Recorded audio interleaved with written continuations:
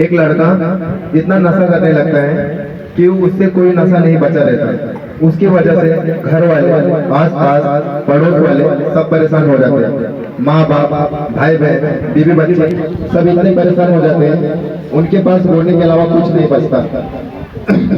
लड़का तो हमेशा नशे में रहता है, उसको तो ये भी नहीं समझ में आता मेरी कहाँ इज्जत जा रही है, कहाँ नहीं। फिर घर वालों को दिलासा देता है एक इंसान, यादनिका फाउंडेशन के बारे में बताता है, जहाँ पर अनीता मैडम जी और सोनू सर जी दिल से फाउंडेशन को बहुत मेहनत, लगन और प्यार से बनाया है। फिर उस लड़के की फैमिली अनीता मैडम और सोनू सर से मिलते हैं। काफी बातचीत होने के बाद रोते हुए परिवार को मुस्कुराना। आज उत्तन स्थित नशा मुक्ति सेंटर में यादनिका फाउंडेशन की ओर से विमेंस डे मनाया गया, जिसमें यादनिका फाउंडेशन की अध्यक्ष अनीता करांडे ने बहुत सी महिलाओं को आमंत्रित किया, जिसमें कांग्रेस नगर सेविका सारा अकरम, बीजेपी नगर सेविका नीला सोन सहित मीरा बहंदर की कई समाज सेविका भी हाजिर हुई। अनीता करांडे एक महिला होकर नशा मुक्ति सेंटर चला रही हैं। आज महिलाओं को उन्होंने सम्मान देने के साथ साथ ऐसे ही सभी आगे बढ़ने की शुभकामनाएं भी दी। स्वागत है आपका रूबरू में, आपके साथ मैं हूं नगमा खान। आज यादनिका जो रिहैब सेंटर है वहां पर वुमेंस डे 7 दिन लेट हुआ है, क्योंकि वो जो यहाँ की अध्यक्ष है प्रेसिडेंट है जो अनीता करांडे जी, वो यहाँ पर नहीं थी, इसलिए उन्होंने आज वुमेंस डे सेलिब्रेट किया है। यहाँ पर उन्होंने बहुत सारी जो महिलाएं समाज में शिकरण और इस तरीके से उन्होंने अपनी आज एक छवि बनाई है, इसको लेकर मौजूद हुई हैं और उन्होंने अपनी राय रखी है। चलिए आज हम बात करेंगे कि इस तरीके के रिहैब सेंटर में आज उनका एक्सपीरियंस कैसा रहा वुमेंस डे का। हम बात करेंगे जो अध्यक्ष हैं सारथी फाउंडेशन की सरिता जी, उनसे हम बात करते हैं। सरिता जी, स्वागत है आपका रूबरू में। और आज अनीता जी ने जो आपको बुलाया है और इस तरीके से आपका जो एक्सपीरियंस रहा है एक रिहैब सेंटर में वुमेंस डे करने का, तो क्या रहा? हाँ, अनुभव चंद शब्दों में नहीं बयां कर सकती हूँ। जिसे हम लोग मुझे बोलने का मौका मिलता पर मैं नहीं बोल पाई कि हम एक बुज़ुर्ग माँ बाप को भी घर में नहीं रखते हैं, जो कि ठीक ठाक रहते हैं। हमारे बच्चों के दादा दादी नाना नानी रहते हैं, तो हम उन्हें ओल्ड एज भेजते हैं।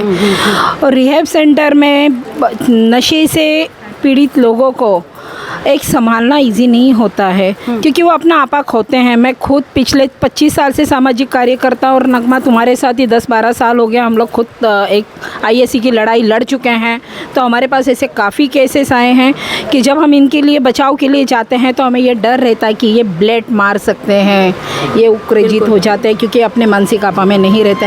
ऐसे लोगों को संभालना माँ से परे ऊपर है काम। ये माँ जो कर नहीं सकती तभी तो अपने बच्चों को ऐसे सेंटर पे भेजती हैं, तो जो माँ नहीं कर रही है वो अनीता जैसी एक युवा है, मेरे लिए तो मैं कहूँगी युवा है, और वो कर रही हैं।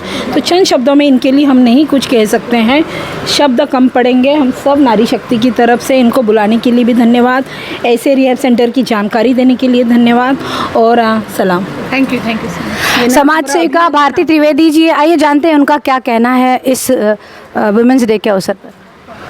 आज मुझे तो ये रिहैब सेंटर का आज ही पता चला है। बहुत जगह जगह रिहैब सेंटर है, लेकिन एक महिला जो रिहैब सेंटर चला रही है वो पहली बार मैंने देखा है। बहुत बड़ी बात है, और इनका ये मतलब तारीफ़ करने का मेरे पास शब्द नहीं है। बहुत सराहनीय काम है, बहुत ही अच्छा काम है। एक छोटे बच्चे को, मतलब भले कितने भी एज का हो, लेकिन नशेड़ी बच्चा, एक छोटा बच्चा रहता है, उसको संभालना, एक महिला को उसको काउंसिल करना, उसको संभालना, उस तरह से समझाना, बहुत ही अच्छा काम है, बहुत ही सराहनीय। मेरी तरफ से उनको सैल्यूट है women's day. Thank you so much. Anita ji, कैसा रहा आज इतने सारे लोग आपके पास आए, इस तरीके से जिस तरह से आपने आमंत्रित किया था, सारे काफ़ी अच्छी पर्सनैलिटी आई, शहर भर की महिलाएं जो भी थी, और अपनी अपनी राय रखी, तो आज का ये दिन आपके लिए कैसा रहा? मैं आज बहुत खुश हूँ।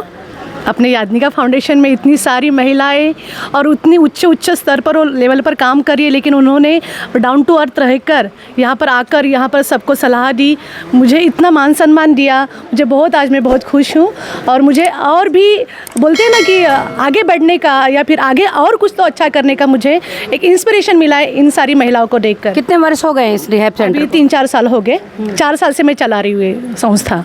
तो अभी आगे कुछ है प्लानिंग की, इस तरीके से जिस तरीके से आपका रुपए जा रहा है। अभी कितने कितने जैसे कोरोना की वजह से बहुत सारी चीज़ें आ गई, परेशानी जो मैंने पहले भी आपका एक रूबरू में फिर इंटरव्यू किया था तो उसमें भी आपने बताया था। तो अभी क्या कुछ चीज़ें आ रही हैं बराबर लाइन पे या अभी भी कुछ है ऊंच नीच? धीरे धीरे हो रहा है।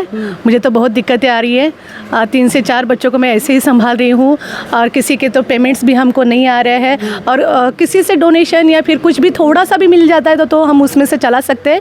लेकिन चलो भगवान की कृपा से चल रहा है और इंशाल्लाह भगवान की कृपा से कुछ और भी आगे अच्छा ही चले, इसकी मैं दुआ करती हूँ। शुक्रिया हमसे बात। Thank you.